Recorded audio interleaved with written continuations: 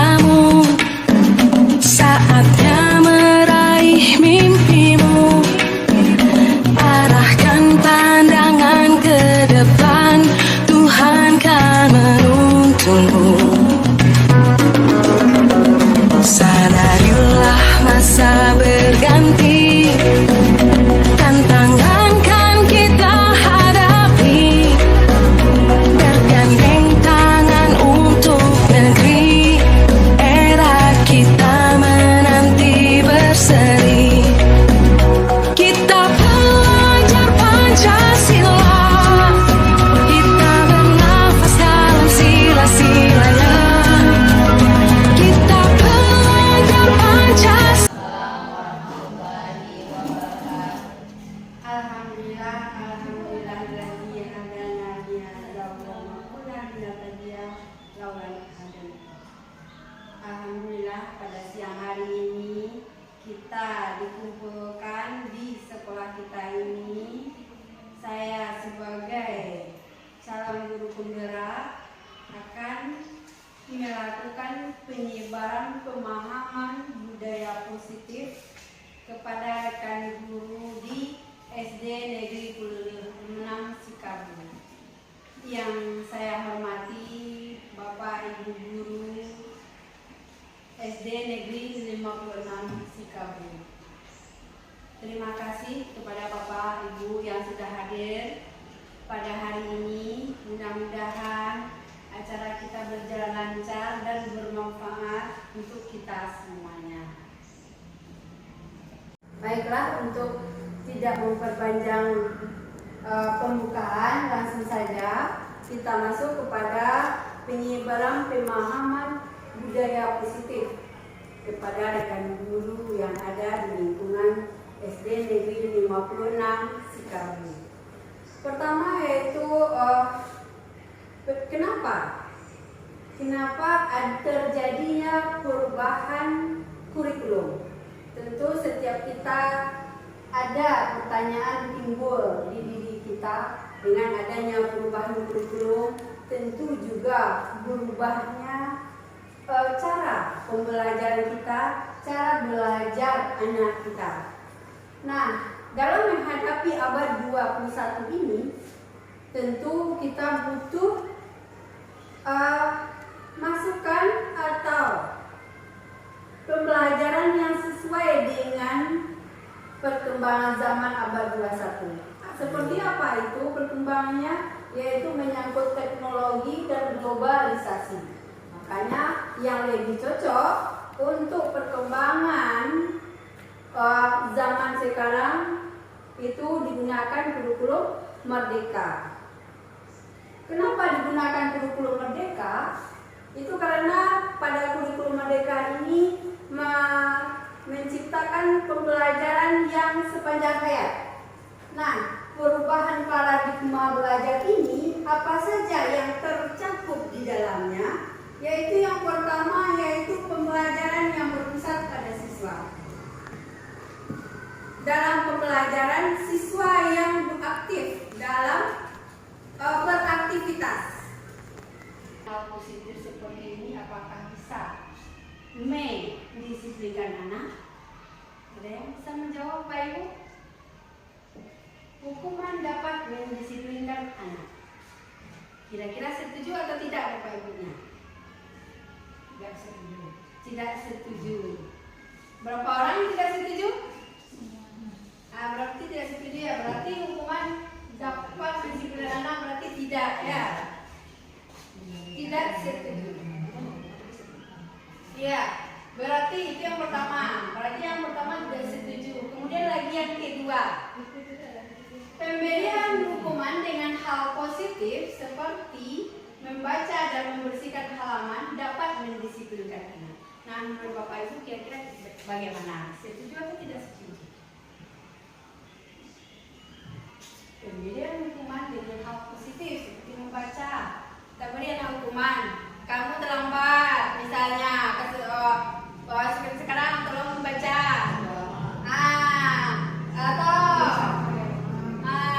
Anak ibu misalnya, kamu tidak pikir, sekarang tolong bersihkan sampah di halaman. Nah, kedepannya menurut Bapak Ibu ini setuju apa tidak? Ya, ini bukan untuk penilaian atau gimana, cuma kita istilahnya memberikan pandangan kita di awal dulu sebelum kita melangkah ke disiplin positifnya. Hukuman yang positif membersihkan, membaca. Saya rasa ini kita ya, termasuk saya mungkin pernah melakukannya atau bahkan sering ya. Setuju? Ini memang pernah kita lakukan, cuman tetap tidak berpengaruh terhadap kedisiplinan. Iya. Sekarang kita saja melanggar, mereka menganggap apa kedirian atau apa gitu namanya. Bermain.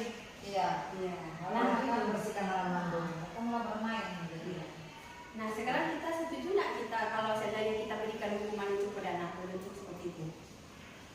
Setuju atau tidak? Kita akan berarti kalau kita setuju kita akan melakukannya, tetap melakukannya. Kalau tidak setuju mungkin kita akan berubahnya lagi. Bagaimana Pak Ibu? Setuju atau tidak? Tidak setuju. Oke, tidak, tidak. Oke. Berarti ini tidak. Oke, nomor 3 lagi ya. Memberikan penghargaan dapat meningkatkan motivasi belajar anak. Iya, setuju. Setuju. Oke, berarti satu ya tidak setuju ya. Kita simpan dulu ya jawabannya. 2 tidak setuju, 1 setuju. Iya, 2 tidak setuju, 1 setuju yang paling di bawah. Oke, kita simpan dulu, nanti di akhir kita lihat apakah cocok ini sesuai dengan disiplin positif atau tidak. Kita lanjut lagi ini di disiplin positif kita. Kita sering, nah, ini sering yang terjadi di kita, termasuk saya sendiri, miskonsepsi tentang teori kontrol. Kita itu sebagai guru pengontrol sifat positif siswa, sehingga muncul yang positifnya, yang negatifnya hilang atau bahkan tidak akan terjadi lagi. Yang pertama, ilusi bahwa kritik dan membuat rasa bersalah mampu menguatkan karakter siswa. Kita berpikiran bahwa kamu telah bersalah. Sering kita melakukan kan, karena anak kita salah kamu apa tidak? Kita tanyakan. Iya, itu kita. Berarti kita menanamkan rasa bersalah ke siswa kita. Tuh. Yang kedua, ilusi. Ilusi tahu kan Bapak Ibu kan? Ya. Itu hanya angan-angan kita. Angan-angan kita bahwa orang dewasa berhak memaksa anak kita. Kita berpikiran berhak memaksanya untuk melakukan, misalnya kita tahu bahwa ini baik untuk dia, kita paksa dia melakukannya. Itu hanya ilusi. Nah, lanjut lagi. Ilusi bahwa semua penguatan itu positif dan bermanfaat. Jadi kita menganggap apapun yang kita berikan, penguatan yang kita berikan, contohnya seperti motivasi tadi, penghargaan tadi, bahwa itu menguatkan mereka, sehingga perilaku positif itu dapat diterapkan dengan sangat baik. Itu miskonsepsi tentang teori kontrol. Lanjut lagi yang keempat, ilusi mengontrol murid. Kita sebagai pengontrol, kita menganggap kita sebagai pengontrol. Jadi bagaimana seharusnya selanjutnya kita lihat dulu pendapat dunia, apakah ini betul apa tidaknya. Makna kata disiplin kalau kita memaknainya pada umumnya ya, menjadi sesuatu yang dilakukan seseorang pada orang lain untuk mendapatkan kepatuhan. Ya, kita pada umumnya mengatakan bahwa anak yang disiplin itu adalah anak yang patuh terhadap apa yang kita inginkan. Itu arti disiplin menurut kita. Oke. Tapi menurut Diana Gosen, seseorang yang memiliki disiplin itu adalah sesuatu yang membuat seseorang itu, sikap kita atau perilaku kita atau peristiwa yang seseorang menggali potensi menuju kepada sebuah tujuan, sesuatu yang menghargai dan bermakna. Berarti menggali, kita menggali dari diri siswa kita, bukan dari diri kita. Menggali dari diri siswa tentang sesuatu tujuan atau pemahaman apa yang mereka miliki, makna nilai apa yang telah mereka miliki, sehingga kita bisa timbulnya dari dirinya sendiri kesadarannya. Itu yang menurut Diana Gosen. Nah, ini disiplin positif itu apa tujuannya sebenarnya? Kalau menurut Diana Gosen, yang pertama yaitu disiplin positif mengajarkan anak bertanggung jawab dan menumbuhkan kesadaran diri berdasarkan nilai-nilai kebajikan. Yang pertama. Yang kedua, lebih ke arah disiplin diri yang dapat mengontrol diri dalam melakukan segala tindakan. Jadi maksudnya diri dia yang mengontrol dirinya sendiri. Kita hanya memberikan arahan dan memberikan kontrol saja. Ini nomor dua. Yang ketiga, dapat membuat murid menyadari dan memahami berdasarkan motivasi internal, bukan paksaan, bukan pujian atau hukuman. Jadi yang disiplin itu timbul dari dirinya, bukan dari gurunya yang memberikan pujian, yang memaksa atau yang memberikan hukuman. Tapi dari dirinya sendiri. Itu disiplin positif menurut Diana Gosen. Nah, apa hubungannya antara motivasi, hukuman, penghargaan, dan restitusi? Restitusi itu pada lebih ke faktor Diana Gosen yang tadi, motif perilaku manusia. Sebenarnya kita berperilaku itu ada motivasi dari diri kita, sehingga yang menimbulkan disiplin dari diri kita. Yang pertama yaitu untuk menghindari ketidaknyamanan. Misalnya anak berperilaku, misalnya dia ribut dalam kelas. Apa sebenarnya yang memotivasi dia? Mungkin saja yang pertama, dia tidak nyaman. Dia dengan cara menghindarinya, dengan cara mungkin berjalan-jalan, bercerita dengan temannya, atau dia untuk menghindari hukuman saja, supaya atau apa yang terasa baginya mungkin tidak tersampaikan, dilakukannya dengan seperti itu. Kedua, untuk mendapatkan imbalan atau penghargaan dari orang lain. Misalnya ada anak yang mengerjakan tugas tepat waktu, cepat. Motivasinya karena ingin dipuji guru, ingin mendapatkan hadiah. Mungkin guru menghargai siapa yang cepat pulang. Biasanya kita seperti itu. Nah, itu motivasi perilaku manusia yang kedua. Yang ketiga, untuk menjadi orang yang mereka inginkan dan menghargai diri sendiri dengan nilai-nilai yang mereka percaya. Kalau ini timbul dari anak sendiri, yang nomor tiganya. Nah, yang satu dua itu adalah eksternal, dari orang luar kita. Yang tidak nyaman dan yang nyaman mendapatkan penghargaan orang lain itu motivasi anak dari eksternal. Kalau yang nomor tiga itu dari internalnya. Nah, hindari agar motivasi ya. Ini kan motivasi internal dalam diri siswa, agar motivasi itu langsung dari anak timbulnya perilaku itu, kita harus hindari hukuman dan penghargaan yang berlebihan. Contohnya mungkin tidak terlalu sering memberikan hukuman, atau tidak terlalu atau bahkan menghindarinya, memberikan penghargaan agar motivasi eksternal tidak timbul pada mereka. Yang timbul hanya motivasi internal dalam dirinya. Nah, ini perbedaan hukuman, konsekuensi, dan restitusi. Kalau seandainya ini kita berikan hukuman, apa yang terjadi? Kadang-kadang kan motivasi itu timbulnya dari hukuman atau konsekuensi atau dari restitusi yang kita berikan kepada siswa. Kalau kita beri hukuman kepada siswa, sesuatu yang menyakitkan harus terjadi, baik terutama dari segi siswa. Kalau kita berikan konsekuensi, sesuatu harus terjadi. Nah, kalau kita berikan restitusi, itu pilihan kepada siswa. Lanjut lagi, ketidaknyamanan apa yang menyebabkan hukuman? Jika kita berikan hukuman, apa yang terjadi pada siswa? Korban mendapatkan keadilan. Yang selanjutnya murid atau anak akan tersakiti jika kita memberikan hukuman.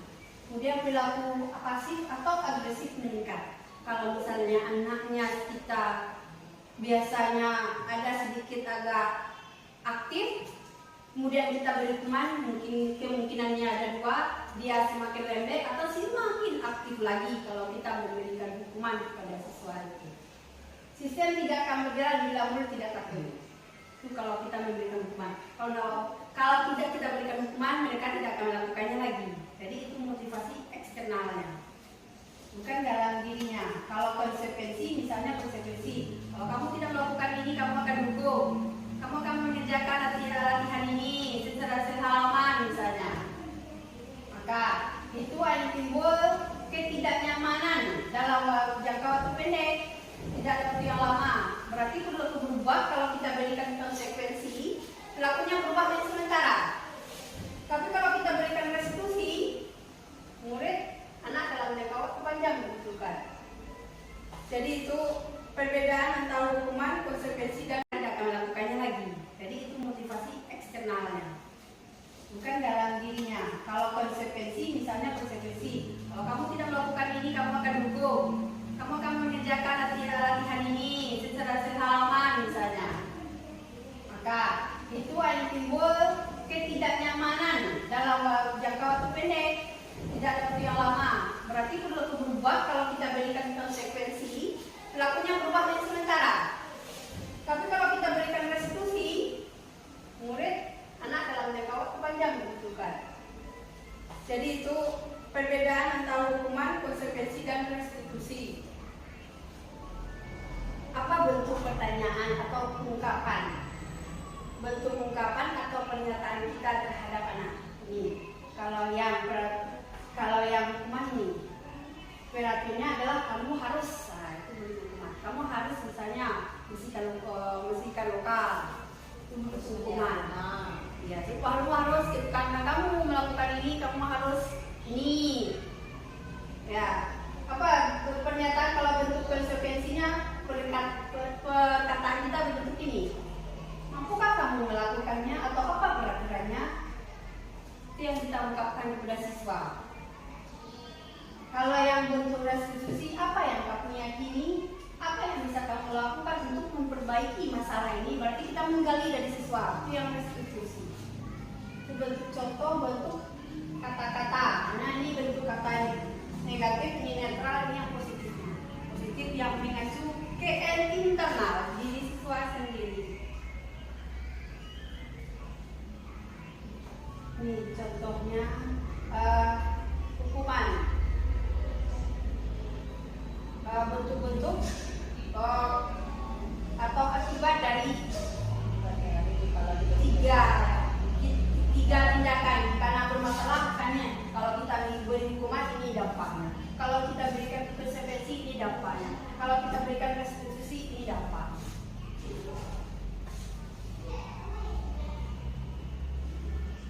Nah, apa yang mendasari sikap siswa kita ini sehingga terjadi masalah atau anak ini tidak ada masalah disiplin?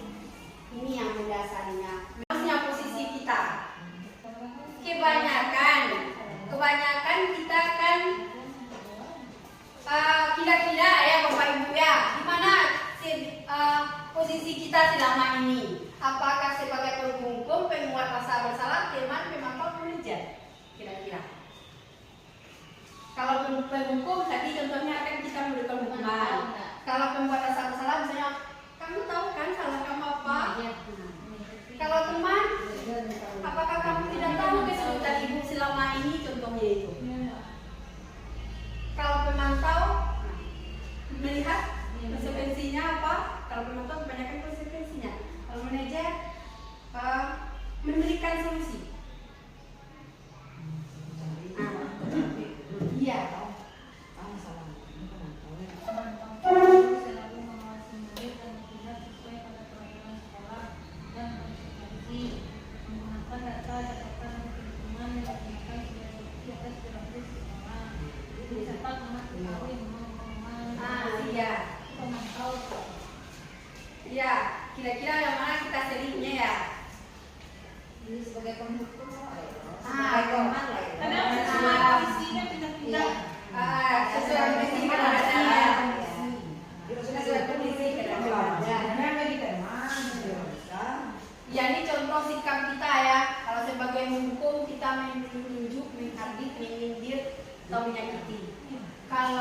Itu contoh sikap kita. Kalau kita perkataan kita sebagai penghukum yaitu kalau kamu tidak melakukannya saya akan. Kalau kamu tidak menyediakan tugas kamu cepat waktu kamu harus mengerjakan 5 halaman 2 kali lipat. Kalau nggak selesai nggak boleh keluar. Iya. Kalau tidak selesai tidak boleh jalan. Kita selama ini ya. Kemudian lagi hasilnya apa? Memberontak, pendendam, menyalahkan orang lain. Itu hasil dari perbuatan kita yang menghukum anak kita ketika berbuat salah. Kemudian lagi kalau kita membuat orang merasa bersalah, contohnya kita selalu berceramah saja dilaporkan. Anak ibu, tahu nak ibu, ini salah, ini salah, ini betul. Mungkin itu ya seperti itu. Ya, termasuk saya juga seperti itu melakukannya selama ini. Nah, perkataannya kamu sudah mengecewakan ibu atau bapak. Nah, anak merasa bersalah dia sebenarnya mungkin terlihatnya tidak, tapi sebenarnya di dalam hatinya dia bersalah juga sebenarnya. Itu sifat asli manusia. Atau dia bertengkar, kemudian bengkaklah kepala temannya. Jadi kita ini tidak kan, bukan akhirnya karena perbuatan kamu akhirnya bengkak. Iya. Nah, bagaimana nanti itu? Iya. Nah, dia merasa bersalah. Memang Iya. dia salah. Cuma karena kita omongan kita tadi akhirnya dia merasa Iya. bertambah. Apa merasa bersalah, Merasa menyalahkan bersalah. diri sendiri.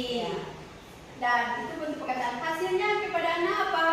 Menyembunyikan, menyangkal, berbohong. Nah, itulah akibatnya pada anak yang sering berbohong ketika kesalahannya. Karena kita selalu membuat dia merasa bersalah. Iya, sering terjadi ya Pak Ibu ya. Dan sedang maraknya ya anak kita berbohong dengan kesalahannya. Timbulnya karena kita sering menyebabkan rasa bersalah pada siswa kita. Udah lagi sebagai teman, contoh sikap guru sebagai teman itu membuatkan alasan-alasan untuk murid. Contohnya perkataannya, lakukan untuk Bapak Ibu, atau ya sudah nanti Bapak Ibu bantu bereskan. Berarti kita membantu untuk anak kita. Misalnya selesai pekerjaannya sudah selesai, oke nggak apa-apa, nanti selesaikan di rumah ya. Oh iya, minta bantu teman-temannya ya. Nah itu contohnya kalau kita sebagai teman, sikap kita atau kontrol kita sebagai pengontrol sebagai teman. Oh nggak apa-apa, nanti ibu bantu ya. Misalnya ada kegiatan, misalnya kebanyakan itu kan kerajinan tangan ya biasanya kita ya. Oh iya, kita bantu ya sama temannya ya, atau ibu bantu ya. Nah, tuh. Akibatnya hasilnya apa? Ketergantungan.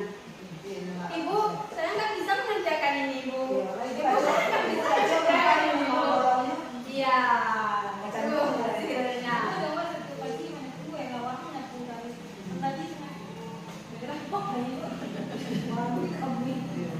Selanjutnya, perilaku kontrol positif yang supaya mantau, menghitung dan mengukur sikap kita. Perkataannya berbentuk apa peraturannya, atau perkataan kita berbentuk apa konsekuensi atau sanksinya jika kamu melakukan ini.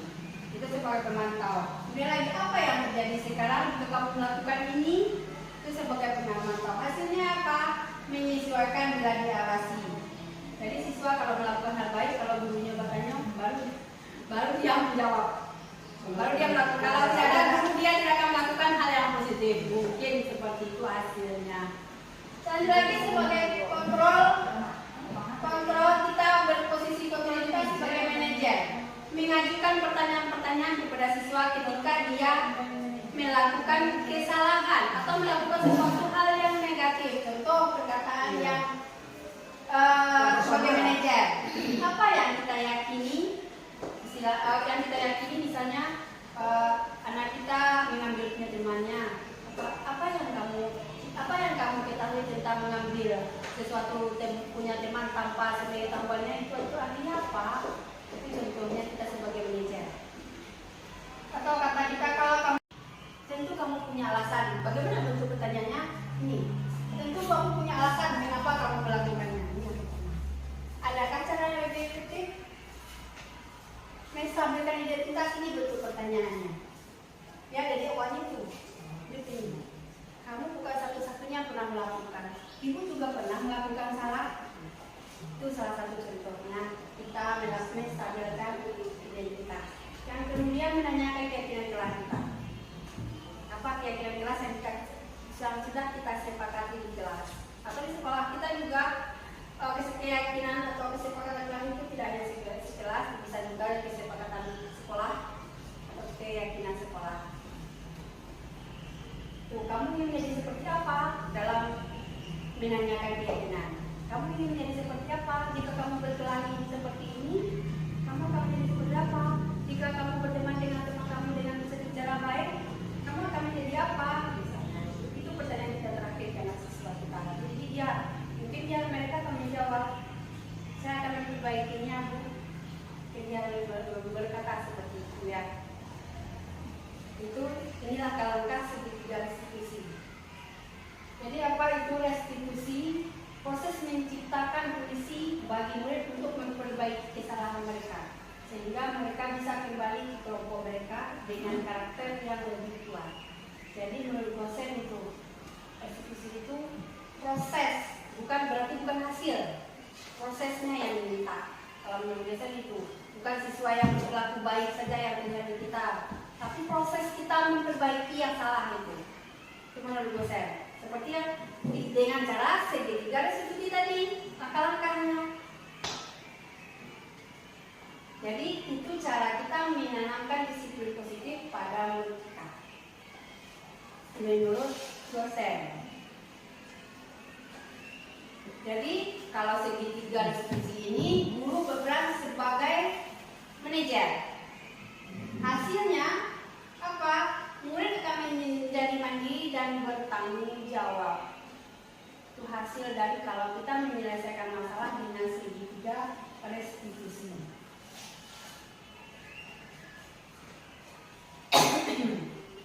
Nah, untuk mencapai segitiga restitusi ini, kita harus membuat dulu keyakinan kelas kita.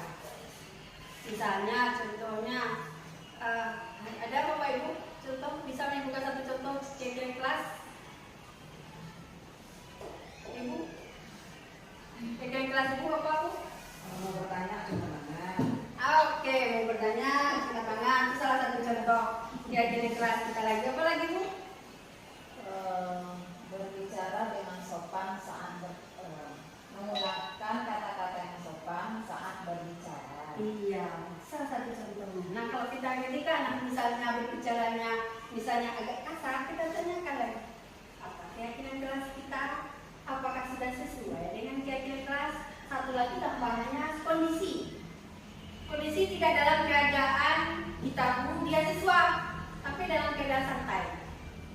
Dalam keadaan santai, jangan posisikan dia sebagai orang istilahnya terdakwa ya, orang yang bersalah ya.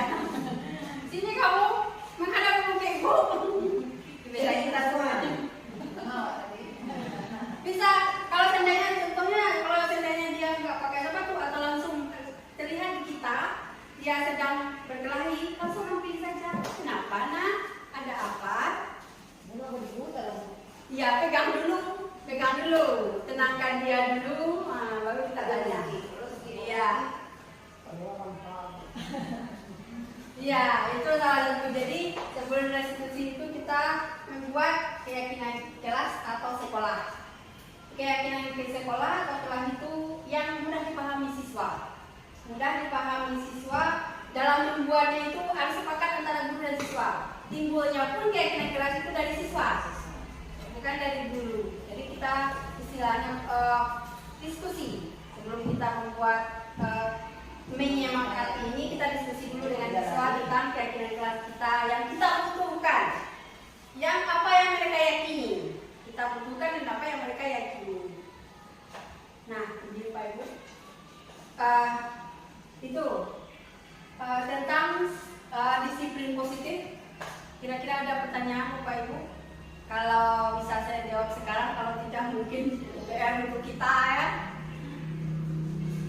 Berarti Ibu, apa-apa yang sudah kita lakukan selama ini memberikan selalu hukuman kepada anak yang setiap kali melakukan kesalahan. Sebaiknya Dengan cara? restitusi. Iya, dengan cara restitusi. Kita tanyakan dulu. Berarti budaya-budaya hukuman hukuman dan hukuman Iya. kita stop. Iya, dihindari sedapat mungkin tidak dilakukan. Dan penghargaan pun begitu.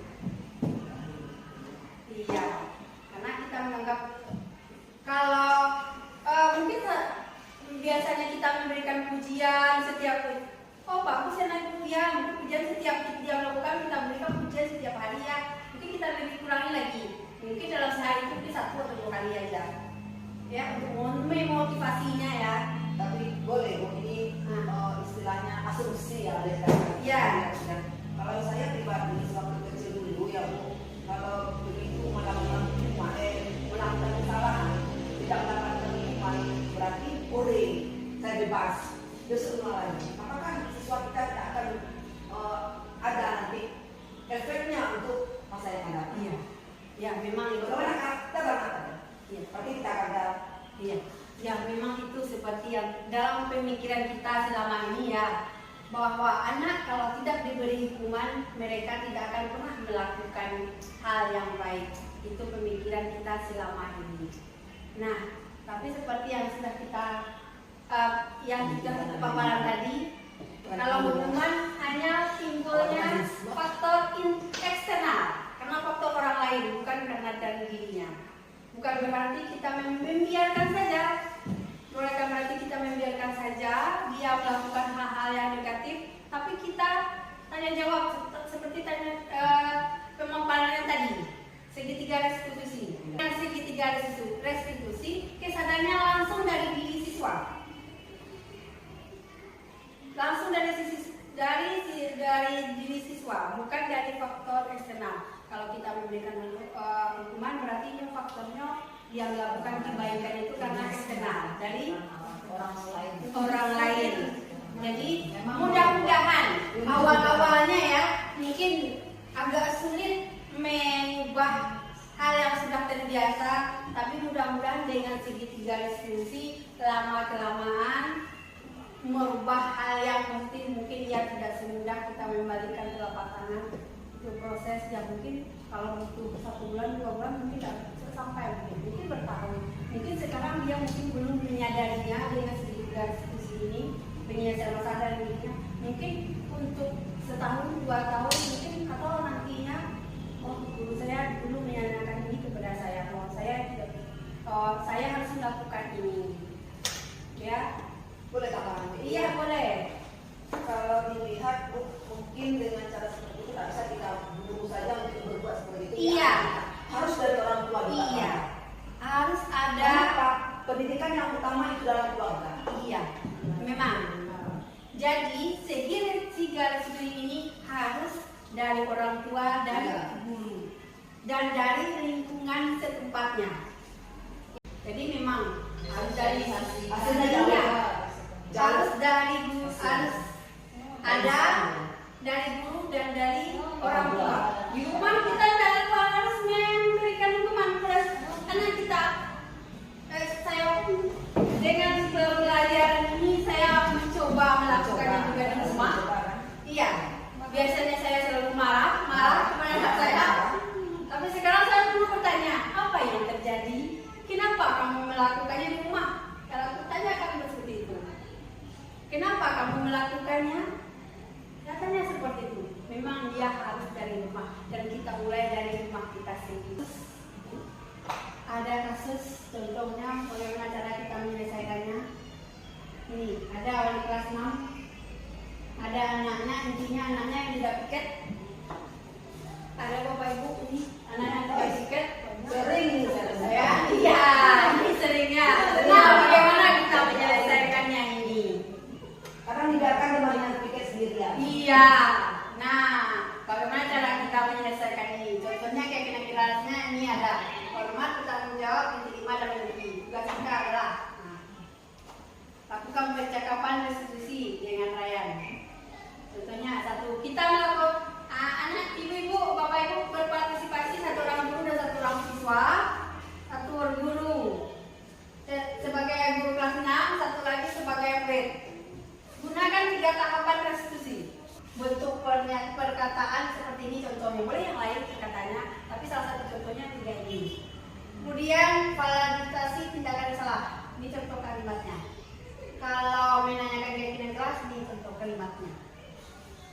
Itu tahap-tahap yang kayak tadi. sama Oke, silakan ke sini. Makan-makan kue. Bukunya mana? Buku saya ada Buku dulu.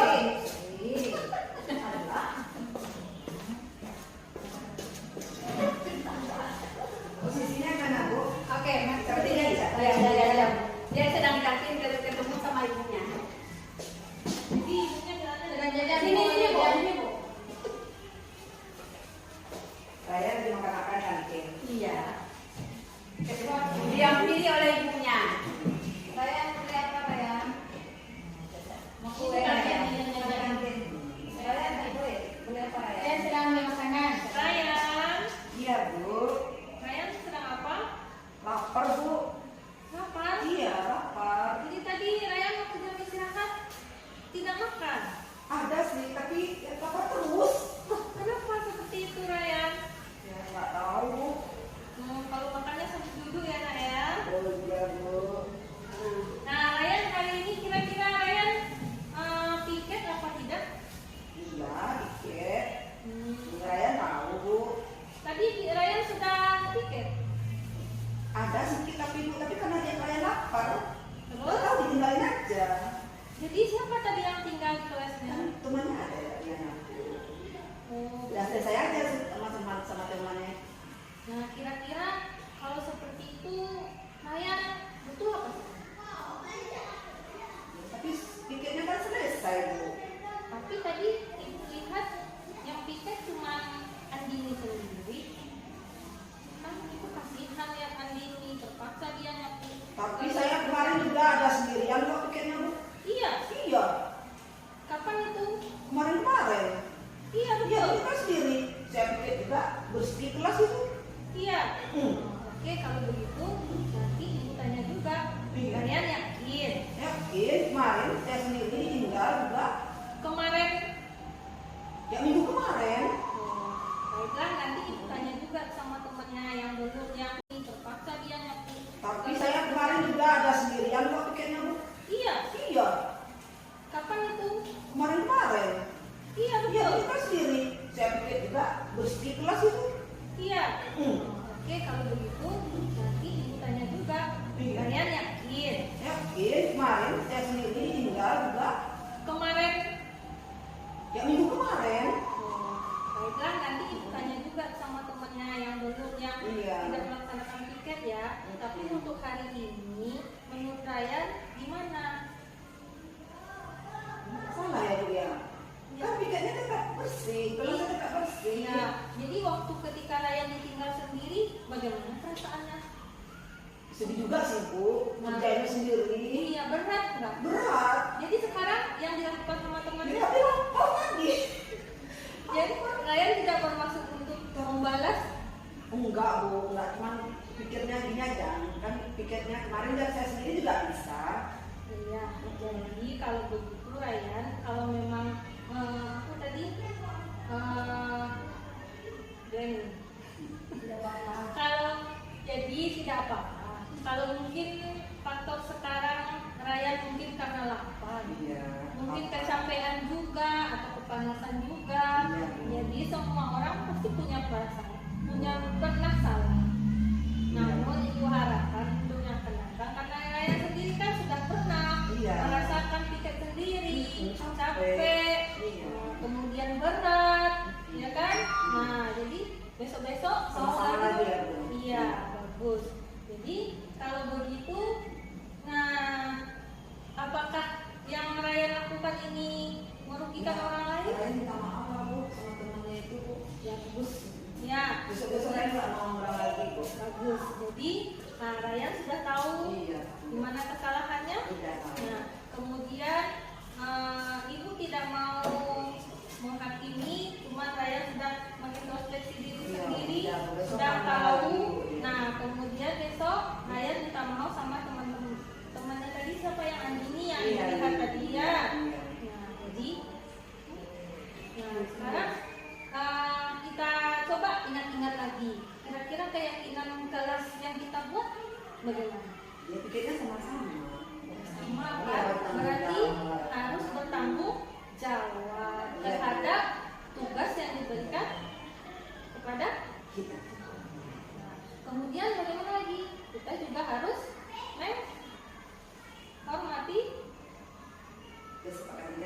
Ya, menghormati juga orang lain. Ya, oke, bagus Ryan. Nah, jadi untuk kali ini oke. Jadi kalau sama ibu mungkin rasanya tidak ada permasalahan saja tadi melihat kasihan dari teman. Besok Ya, kita sama-sama lagi Bu. oke. Raya ulang lagi Bu, Raya dan Ibu. Orang Raya ini punya. Iya. Kita lagi bagaimana? Semoga kita bisa dari saya. Terima kasih Bapak Ibu sudah bersama hari ini untuk melakukan penyebaran budaya positif ini. Salah dan kurang saya mohon maaf. Jika ada kata-kata yang tidak di tempatnya, saya juga mohon maaf. Assalamualaikum warahmatullahi wabarakatuh. Waalaikumsalam warahmatullahi wabarakatuh.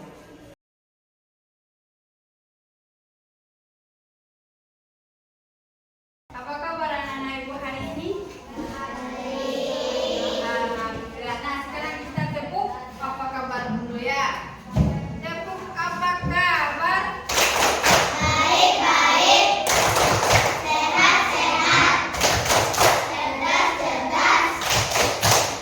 Ya, bagus. Alhamdulillah anak ibu sehat semua, ceria semua, siap untuk belajar. Nah, anak ibu sekarang kita akan membuat keyakinan kelas. Menyemangati keyakinan kelas. Anak ibu tahu apa itu keyakinan kelas? Sudah? Tidak tahu. Peraturan kelas tahu atau peraturan sekolah tahu? Iya. Ayo, apa peraturan kelas kita yang pertama? Coba. Dilarang ribut di kelas, bagus. Itu dilarang ribut di kelas. Lanjut apa lagi? Dilarang membuang sampah, bagus. Itu peraturan. Nah, kalau keyakinan itu kalimat peraturan itu kalimatnya lebih ke negatif. Jadi kita buat yang lebih positif lagi. Tapi tadi dilarang di kelas, berarti kita ibu sedang bicara anak ibu. Ya, anak ibu bicara, yang lain tolong ya. Dengarkan. Berarti bagaimana itu? Saling menghargai. Ya, itu contoh satu keyakinan kelas dari peraturan kelas. Kalimat yang negatifnya kita buat jadi positif. Saling menghormati. Contohnya lagi tadi apa nih Pak? Tidak boleh membuang sampah sembarangan. Kalau tidak boleh itu kalimat negatifnya. Sekarang kita ubah jadi kalimat positifnya. Kalau kita tidak membuang sampah, tidak boleh membuang sampah, kata tidaknya kita hilang bagaimana? Kalau kita selalu membuang sampah ke tempatnya, menjaga kebersihan, berarti kita apa namanya itu? Membuang sampah pada tempatnya, kita ubah jadi keyakinan kelas kita berarti menjaga kebersihan. Iya, itu lagi. Kemudian lagi itu contohnya keyakinan kelas. Pertama tadi apa? Saling menghormati.